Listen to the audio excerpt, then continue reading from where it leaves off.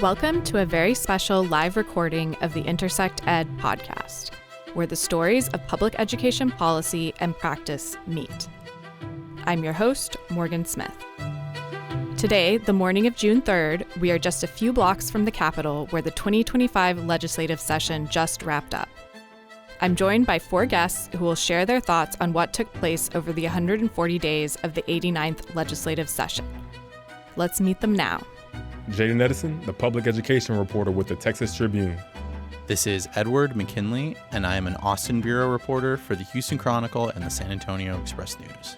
I'm Scott Braddock, editor at QuorumReport.com. This is Bob Popinski. I'm the Senior Director of Policy at Raise Your Hand, Texas.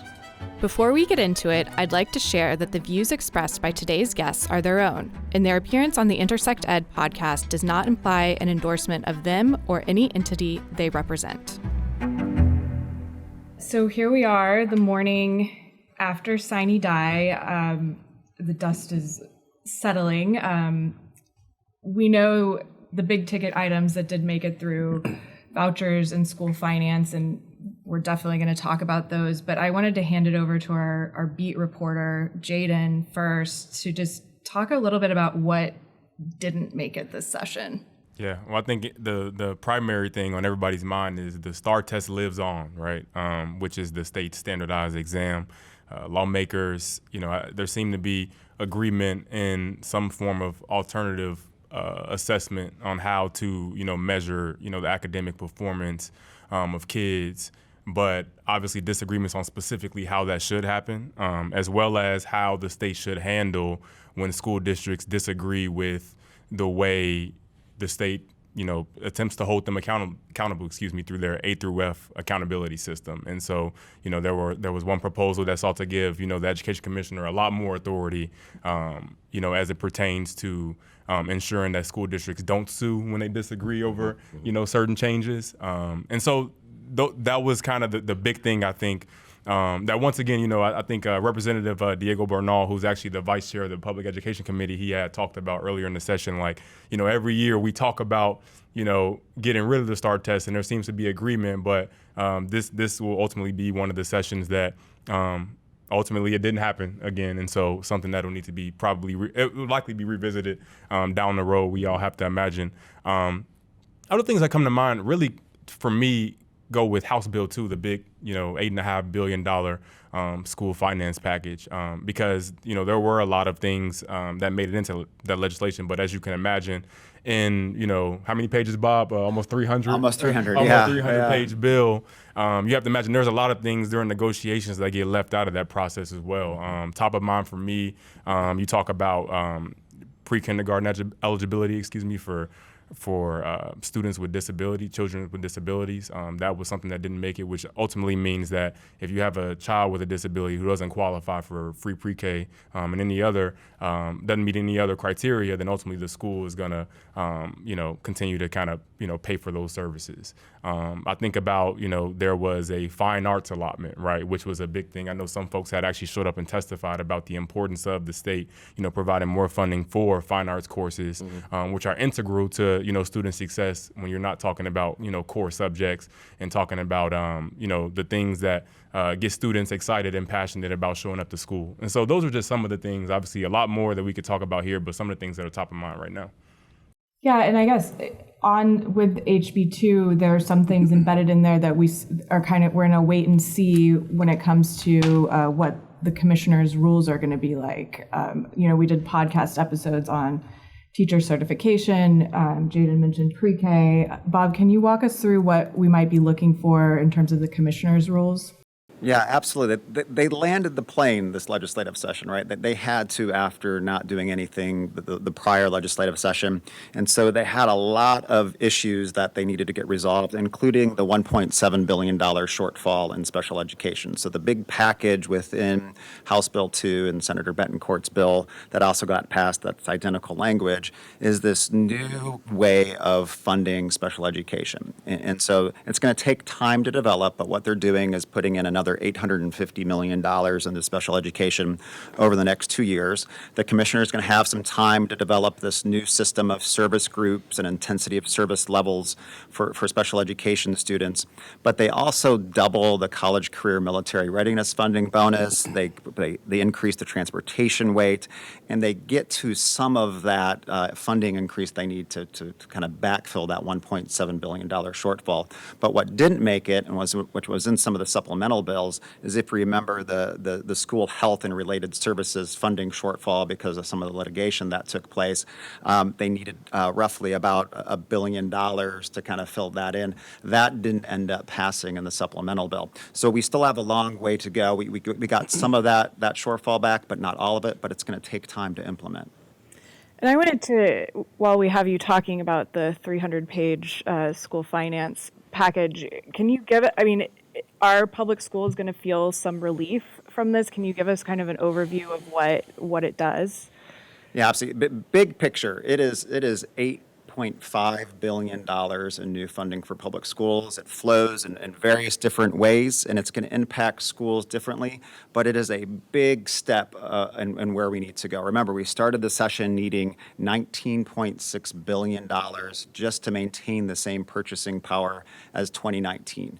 So inflation has doubled since 2019. And so this goes a long way. Are some of the headlines going to change as we go through the process because schools are still going to maybe have to close certain campuses or lay off staff or teachers along the way?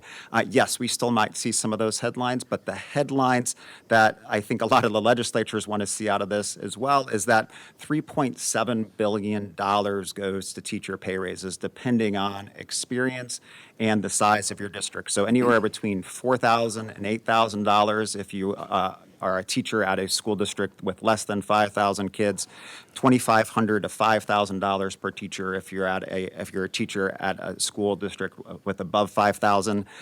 There's some money in there, $500 million or $45 per ADA for staff allotments, so districts can give kind of pay increases for staff other than teachers. There's $1.3 billion in there, about $106 per student for a new allotment called the allotment for basic cost. And we can kind of get into why they developed this here for fixed cost. And then, as I mentioned, $850 million for special education. They increased the school safety allotment, almost doubling it per student, another $430 million there. And then there's an array of other funding formulas in there. But when you're looking at what school districts actually have to be flexible, kind of moving forward and kind of making their day-to-day operations meet, it really is that $1.3 billion in that new allotment for basic costs. It's the $45 for staff. And then at that point, it's all programmatic, right? If they want to draw down additional funding for an extended school day, they're going to have to apply to TEA. If they want to get some stipends to get their teachers through residency programs, they're going to have to go through TIA. If they want to do the teacher incentive allotment, they're going to have to apply to TIA. So it's a lot of programmatic work wrapped up into House Bill 2 and a lot less flexibility for school districts. And that's interesting to me because 6 years ago in 2019, that was the last time lawmakers increased the basic allotment. And I'm curious what our reporters up here think, and maybe I'll throw it to you first, Ed. What have you noticed in the changes in conversation around school finance in this time? I think it ties into something that Jaden brought up earlier with the STAR test bill, where, I mean, you think about there are things that there's broad agreement on in the ledge, which we're all looking at directly behind us, which you're not seeing in the podcast, but we're literally staring at the building. And the folks over on the right hand and the left hand, there's a lot of agreement on things like eliminating the STAR test or wanting to support schools. But I think that when you zoom out a little bit, there's a big difference in terms of the folks on the House side and how much kind of faith and trust they have in delegating decisions to the local school boards, and the folks on the Senate side, they're wanting to be a lot more prescriptive about it. So the House favored a much larger increase to the basic allotment than the Senate. The Senate preferred all these sort of targeted investments and strategies to make sure that it went to their particular goals. And as Bob was saying, that leaves a lot of not a lot of wiggle room for districts to use flexibly for the sorts of expenses that arise. But yeah, I mean, I think it's reflective of an ideological difference between the two chambers that was also present in the STAR tests, where, what role does a standardized test play when you have just completely different views about how much you can trust school districts to educate kids? Well, let's get into the House versus Senate dynamic. We had new faces in the House, new leadership. Scott, who won this session? House the or Senate. The Senate every time on every issue. The Senate on every issue. Did I mention it was the Senate on every issue?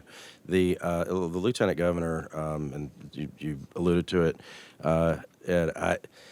He does not trust superintendents and school boards to make these decisions, period. And that's what I kept hearing out of the conversations that House and Senate leadership were having about this.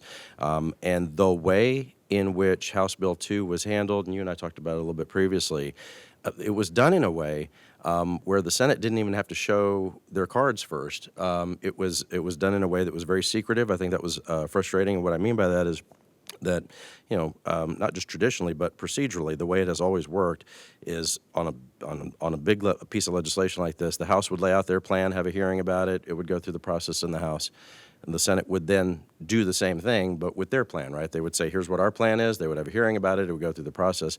But instead, it got stuck, and I want to talk for a second about why it got stuck. Because House leaders, and this is a big conversation that's always had in politics, business, all of life. One skill that it seemed that the speaker either didn't have or wasn't using, and I think it was the latter, one skill that you've got to have in all of these facets of life is knowing what your leverage is and then how to use it, right? The president, Donald Trump's very good at that, right?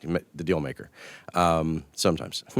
And the deal was that, and how many times did House leadership say this? And over the last 2 years, how many times did the governor and the lieutenant governor all say, we can do, we can create a school voucher program, a school choice program, at the same time that we make a historic investment in public education?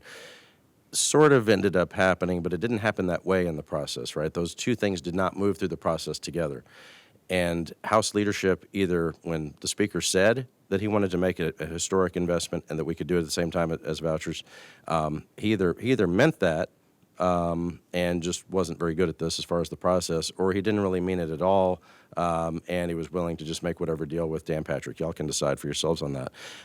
But the fact that the voucher bill was passed so quickly and it just left the school finance stranded created all the leverage in the world for the Senate, and not just on education issues, across issues, right? I mean, the school funding ended up 2 years ago.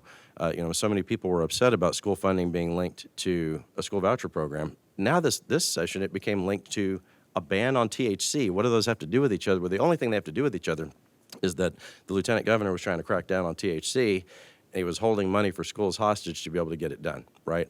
And it wasn't just that he was holding it hostage, he was also just writing his own plan, without even holding a hearing in the Senate, which was very frustrating. I kept hearing, and for members of the House, it was very frustrating.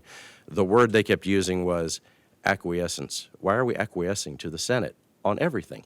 The lieutenant governor basically just wrote his own plan himself. He didn't trust the school boards to make any of these decisions. You remember when the House plan was laid out originally, the speaker, had a press conference with superintendents by his side, and they were talking about how great this was going to be, and they ended up spending roughly the same amount of money. But I had, one of my friends who's expert in school finance said, this could be simultaneously the biggest and worst school finance bill that we've ever had because there's no flexibility for the districts in the way that they're doing things. And when you talk about that sort of programmatic funding, that's the point that it gets to, is that when you're talking school funding, and the lieutenant governor is very good at this, he makes it about politics. He's very good at it in helping people understand school finance the way he wants them to understand it. School finance gets real complicated. That's why guys like Bob have jobs. But here's the deal. And I'm all for that. But the deal is that with the lieutenant governor, he makes school finance equals teacher pay raises. That's it. In 2018, when he had a close election, in the closing days of the election, the last month of that cycle, when he barely won his race, just like other statewide Republicans that year, his closing argument to voters in rural Texas. He was running nonstop radio ads about teacher pay raises. It wasn't about sort of the red meat conservative issues. It was about that. And they got him across the finish line. And so, that's the lesson that he took politically from that election, was that works. And so when it was time to do this school finance bill, that's what he wanted to focus on and talk so much and focus so much on teacher pay raises. But it was my understanding, and talking with a lot of folks about it, the school finance plan that the House had put forward actually would have allowed for school districts to raise teacher pay even more than the Senate plan. But the House leadership never talked about it that way. And it ended up not being House versus Senate at all, because the Senate hadn't even come forward with their plan just yet. I had reported out some of the details of what they were going to do. And then the Speaker was asked about, the Senate's plan is sort of starting to emerge. He was asked about it at a news conference. And without even seeing the plan fully publicly yet, the Speaker said, "Oh yeah, the Senate plan is great." Well, I don't think he had checked with his House members about that, because there were some of them who were pretty upset. So on each and every issue, the Senate just dominated, and you can chalk it up to either a Speaker who was just a rookie. He's green. I don't think you can say that. Dustin Burrows has been in the House for a decade now, and has been one of the key players in House leadership as the calendar's chairman. Or you could say it was a Speaker who was mostly concerned with, and I think this is maybe oversimplifying it a little bit, but I think it speaks to what he felt his sort of directive was from the members when they elected him as Speaker. His main directive was to not have a special session at all costs, because 2 years ago they had. Did you know this?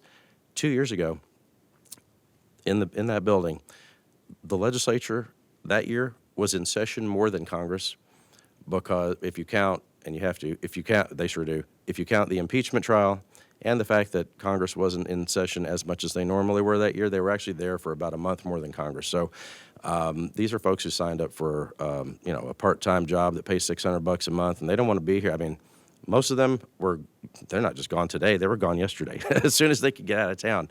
And so that helped also to create Senate leverage, because, at this point, the little governor, he has no other life. He's happy to be here all summer, and the House members don't have that luxury.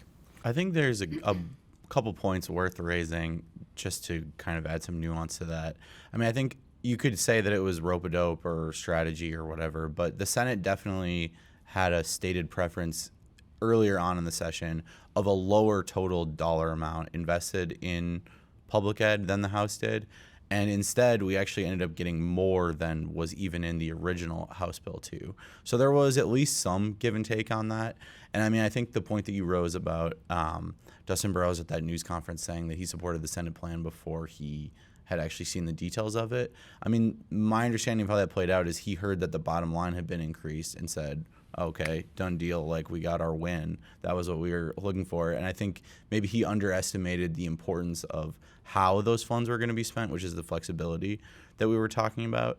And it's worth mentioning too, Bob listed this off in the beginning, but there is $1.3 billion for sort of a fixed cost allotment. What's the formal name? ABC? ABC, yeah, it's the allotment for basic costs. I mean, this is functionally an increase to the basic allotment. It's not. Calling No, it a basic allotment. No, it isn't, though, because they're telling them exactly how they have to spend it. But it's a backdoor way to provide the school districts with more flexible funding without Dan Patrick having to admit that he caved on that. I mean, in some ways, yeah. But when the Speaker goes out and he endorses a plan, when his members voted 142-5 for a different plan, that's a mistake on his part as Speaker, and that's the way to not be Speaker next time around. But also, to be clear, when we talk about the function of the basic allotment, the plan actually lays out, I think, I don't want to say a wrong number, but there's a handful of specific things that school districts can use specifically, use those dollars for.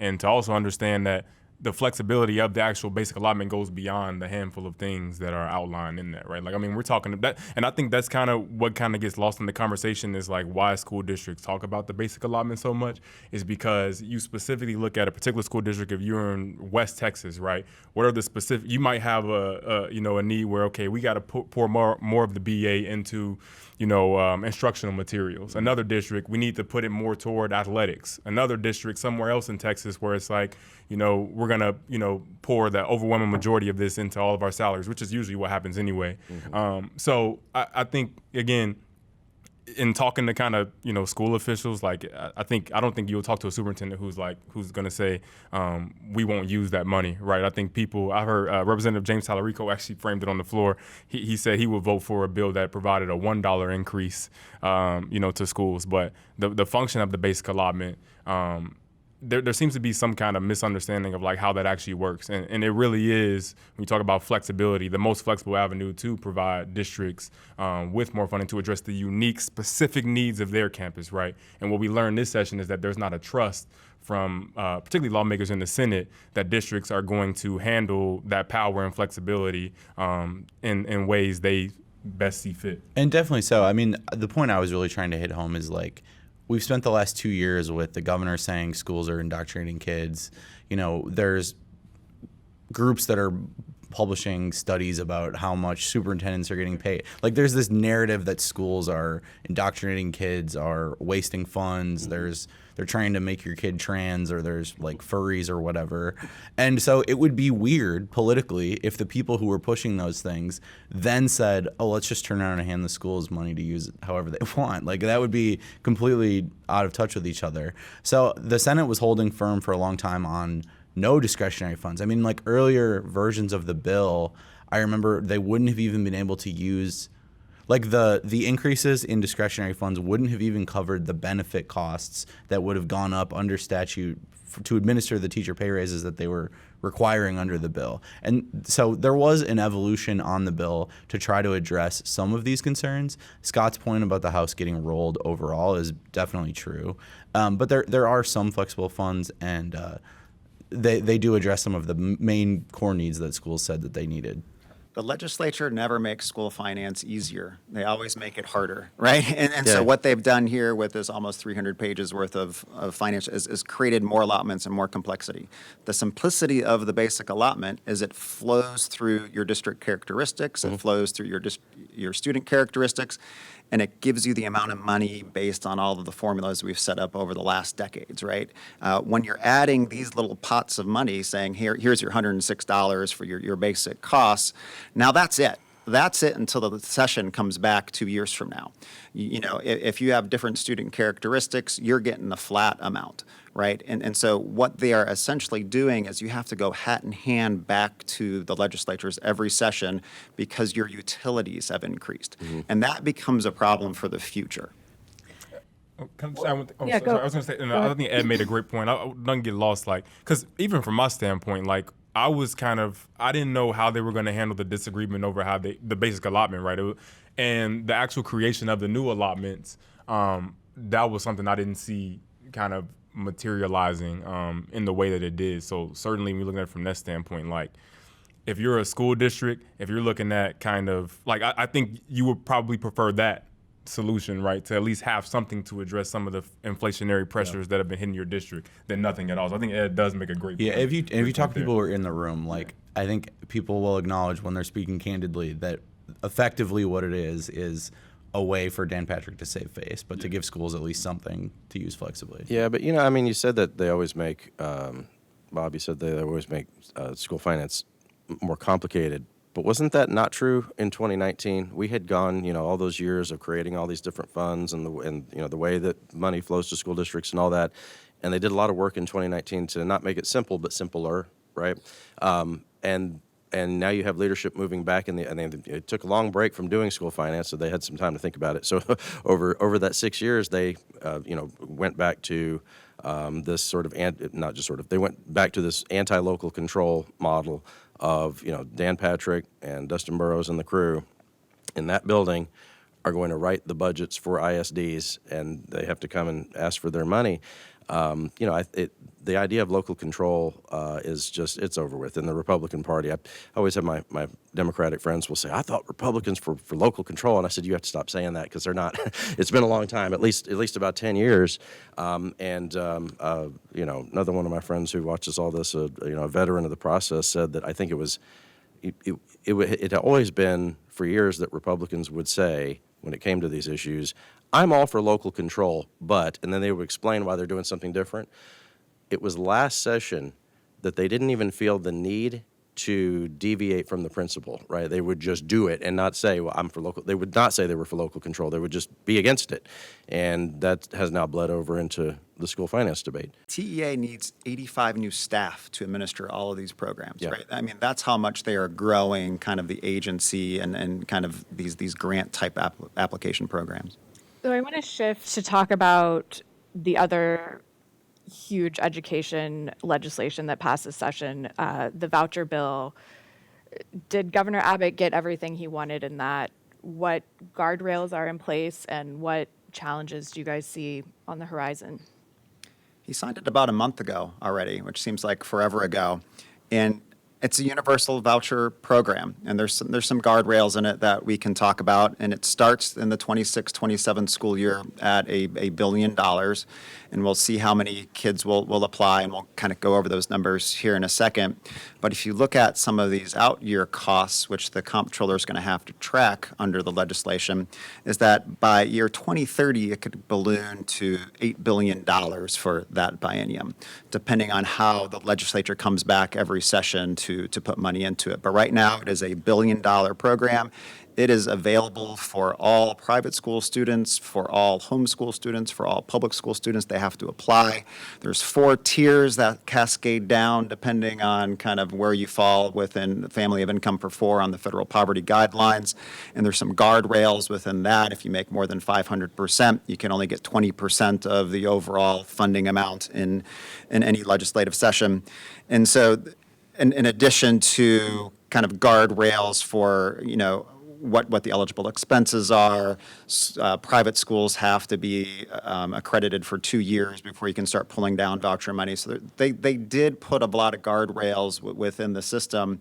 But raise your hands perspectives that it's always kind of been bad policy for the state of Texas for all sorts of reasons. And the number one reason is a vast majority of the kids in other states that use a voucher already attended private school. Anywhere between 70 and 80% of voucher recipients in other states already attended a private school.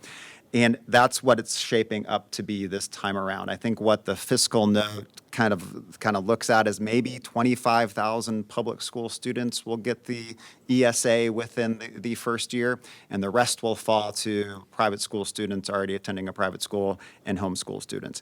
And so that is kind of the big kind of high-level issues that we're facing, is that what did we do here? Was this a program to get students out of failing public schools, or was this a program to give funding to students that were already attending private schools? Just to hammer home Bob's point, like, not only is it like shaping up that way, it's essentially impossible if you look at the number of available private school spots, the number of the difficulty for people who are trying to access the voucher, who are from a public school. You have to apply potentially this fall for enrollment at a private school without knowing if you'll have the voucher, because they won't have the system set up yet. You have to get admitted, you have to figure all that out, and then you have to find out you got the voucher, which probably won't cover the full cost.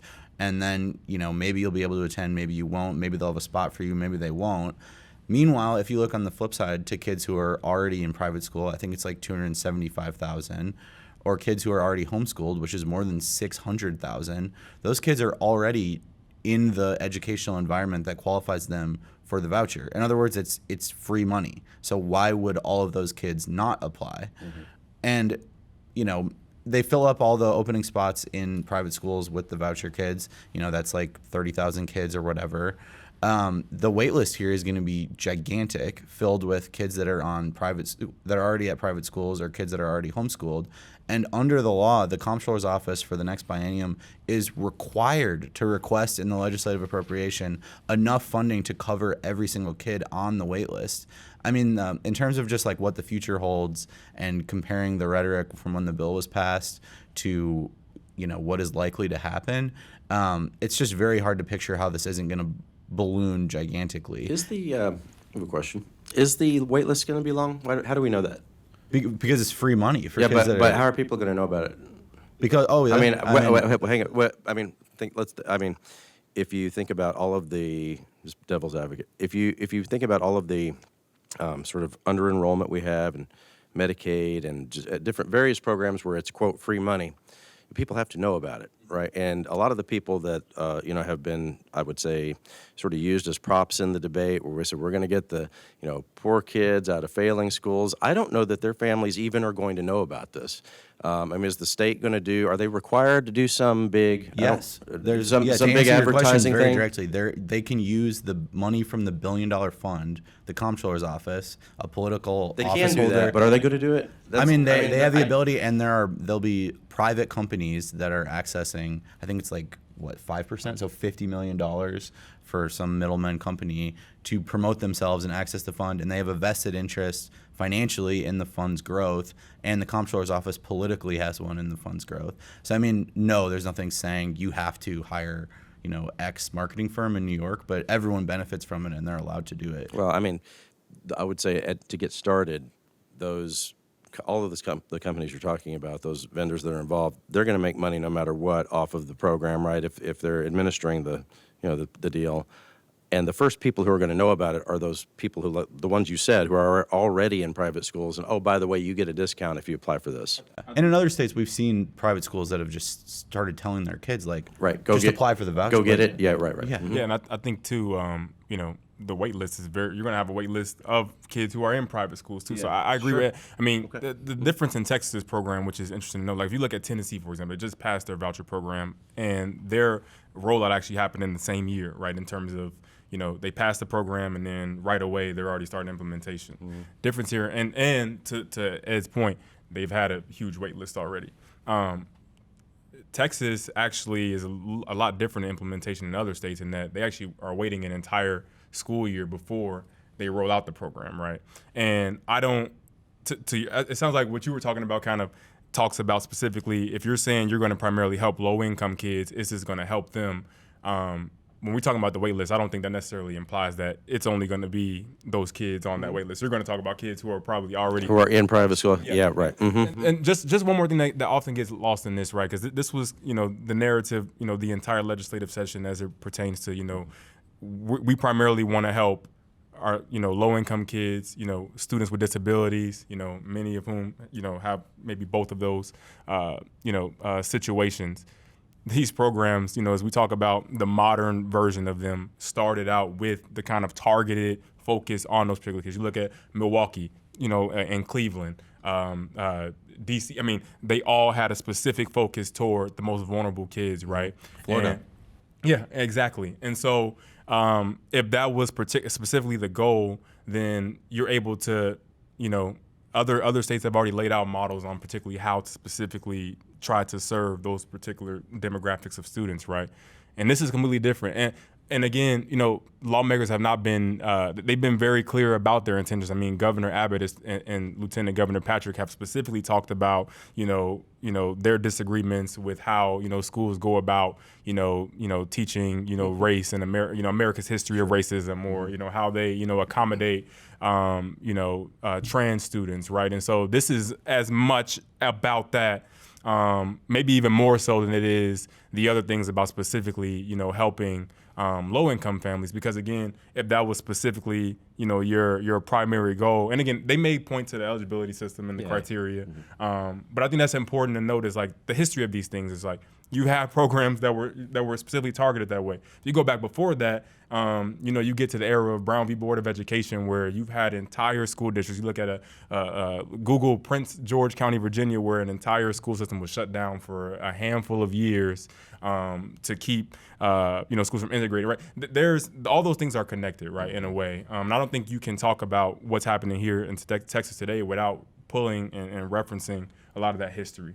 And to touch on what you were talking about, some of the curriculum concerns and the bills that have passed over the last few sessions, I think that's going to be a really interesting thing to watch play out here is like, there are some of these private schools that they teach critical race theory. They can do whatever they want over there, just like, the classical schools that are teaching these anti-woke curriculum that, somebody like Dan Patrick or Greg Abbott might agree with.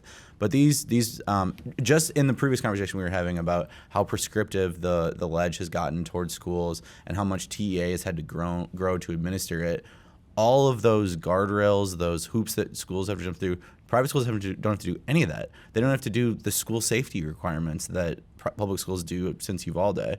So that's going to be very interesting. I mean, on one hand, they're saying we want schools to be more tightly controlled, but on the other hand, they're providing this flexibility that parents can go to whatever school they want. And what was the sticking point for the assessment and accountability bill, House Bill 4? What tests the students would take. So what tests do the voucher kids get to take? A nationally normed reference test. What tests do public school kids have to take? A criterion reference, right? The STAR test. Mm-hmm. That was the major sticking point in all of this.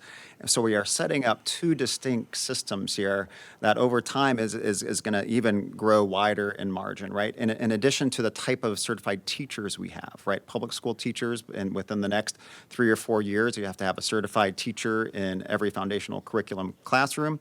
Private schools, you don't have to have a certified teacher at all, right? That was passed this session in House Bill 2. And so we're creating two vast different systems here. And at some point, when you saw those funding increases, that $8 billion potentially here in a handful of years, that's when the fight's really going to start coming in. Because how do you attract and retain teachers when, if you do have a system that's growing, whether it's in charter schools or private schools, how are you going to keep and attract and retain teachers? Would y'all agree that that's interesting you bring that up, the STAR component.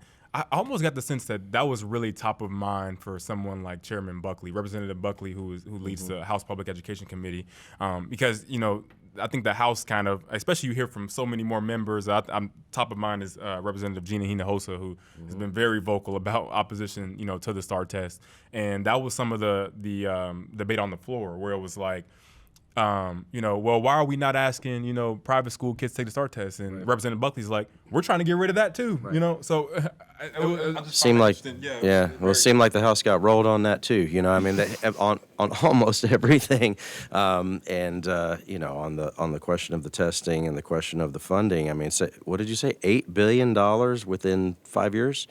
To me, as someone who watches the budget discussions all the time, I mean these amounts. That's the amount that they'll want to do for tax compression, for quote tax cut. That's the amount that they would want to do at some point for public ed. It's the 8.5 they did this time around. You're talking about real money, and so for a lot of the advocates for public ed, at the Capitol as the voucher thing is passing, they kept saying, yes, the governor's going to get his thing, even if he has to call Donald Trump and get him on live with the members that morning and say, hey, guys, go win one for me, which he did do, which was kind of surreal. But, hey, it's 2025. That was huge, by the way. Yeah. That was. I mean, they got. That was a. Pause on that for a second. Even after everything else the governor had done, scorched earth campaign in the primary last year, and nonstop, always with the school, what did he call it? Educational freedom and school choice and all the stuff that he was doing throughout the session. On the day of the vote in the House, he still had to call for backup from the biggest gun in the Republican Party. And I had that morning. The way that Republican or Democratic caucus meetings work, of course, is that's a private meeting. We can't go in there. I'm usually at home when they're doing those meetings because I can't go in. I just know everybody who's in there. So they start texting and they say, hey, what's going on? And one of the members texted me that morning. He's like, well, he just put Donald Trump on the phone. I said, really? And the next thing I got was the video. The video texted to me by one of these members. We were first to put that out at Quorum Report before the governor eventually did it. But yeah, there was still some talk, to your point, there was still some talk that Republicans might side with Democrats, at least on some details of how to do this, right? And maybe have a statewide referendum, ask people in Texas what they think about it, put it on the ballot. But once Trump called in, all that starch came out of that opposition. They were ready to just do whatever they were told. Later, of course, a lot of those Republicans were asking the question, can I get it in writing that the president's really going to endorse me in my primary next year? Although I think some of those suburban Republicans might not want that endorsement. We'll see how it goes. But yeah, I mean, the pressure campaign to get that done. But then, back to that whole thing about funding, the advocates kept saying that once they got passed, that, okay, they would say, okay, well, look, they're still going to do a giant school finance bill, so that makes it okay for now. And in a way, in Texas, we have succeeded ourselves stupid. We can do anything we want, right? We have all the money in the world. What did we have? $33 billion surplus last time, $25 billion this time. And the legislators, lawmakers, policymakers can do whatever they want because they have enough money, right? To your point, the real fights will start when they don't. right? It could be 2 years, 4 years, 6 years, 8 years from now when we have, a real deficit budget. And I think we talked about this last time we were here. They don't have almost any muscle memory for what it's like to have a deficit budget in Texas. They have not had to make big cuts since 2011 in a House and Senate. I think there are only, and we'll have some more retirements this time around. So by the time we get to next session, there are 30 members who are still in office now who even know what it's like to have a budget cutting session that they had in 2011. By next session, there may be none. I can count to as many as 8 senators who might not be there next session. I would think, we'll have a few retirements in the House, 10 to 15. There's always some turnover, and some people get beat in their primaries or general elections as well. I can imagine Democrats could pick up as many as 5 to 6 seats next time around. So there'll be new blood, people who don't have any experience for it. And by that time, we may be looking at what is starting to turn into a big fiscal crisis and a man-made crisis because these guys did it to themselves. Yeah, just to circle the square in a few I points wanna there. just if you guys our time is kind of wrapping up, but Scott kind of brought us around to like our predictions for, what are we all going to be sitting up here talking about ahead of next session? Yeah, well, it's worth putting a fine point on it that the program won't increase automatically. The ledge is going to have to come back and approve more funds. And I think it's easy to imagine if there's a big wait list and the comptroller's office is saying, give us, $5 billion more, there's going to be a big conversation about it. But so far, this has been a campaign. It's been political campaigns. It's been advocacy campaigns. And the governor and his folks clearly believe this is a winning issue politically. And you can gripe about the way survey questions are phrased or whether or not Texans would support this or whether it would win in a statewide referenda, which it hasn't in other states. But clearly they think this is a political winner. But now the rubber is going to meet the road. Like, they're going to have to actually administer this policy. And I think that the specifics of how they do so, our teachers are getting fired from, maybe a religious school for being gay, and that school is being funded with public funds. Like, when stuff like that is actually happening, are people comfortable with it? And are they willing to express political consequences for the folks that are building up this program? And on the flip side of the political spectrum, they just banned like pride clubs at public schools. Private schools can still have pride clubs. Like, are Republicans going to be comfortable with that when they're funding them through the voucher program?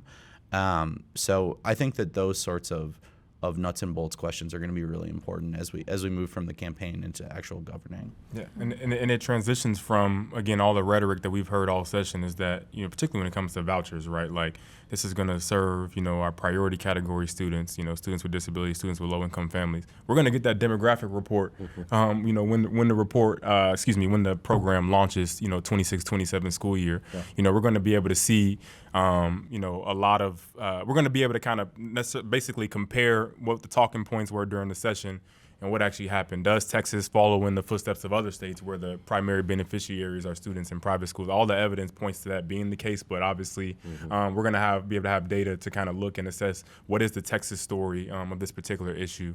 And then obviously, I think we'll also be talking about accountability again, down the road as it relates to STAR and how to best host. I'm very curious to see what happens between now and the next legislature as it relates to, the tension with districts and accountability. But certainly things that'll be interesting to continue to watch. Absolutely. And before we get to next session, teachers and students have to sort out a whole bunch of bills that pass this session too. And so I thought I'd just rattle off a few, right? Starting in the next year or two within House Bill 12, teachers are going to have to post their syllabus, right? You're going to have an annual posting of kind of what you're going to do each semester. Middle school students are going to have to take 2 more semesters of physical education, physical activity. You're going to, obviously go through the state board, but grades 4 through 12 are the communist regime's curriculum is going to have to get kind of decided. SB 1191, we're going to have a statewide standard GPA for the first time. We've got the 10 Commandments bill that's going to move through the process and probably litigation. And most schools already have this, but if they don't, they're going to have a cell phone ban policy. And so all of these bills, with about 1,200 education bills are filed every session, about 100 or so passed again. We're going to still have to sort through all of that. So we got rulemaking coming up. We got to kind of find some hidden gems that are in these bills, and we're going to have sort through hundreds of pages worth of language. And so as all of these bills roll out, what actually impacts teachers and kids immediately is what we're going to have to pay attention to. Library books. Library books, yeah, absolutely.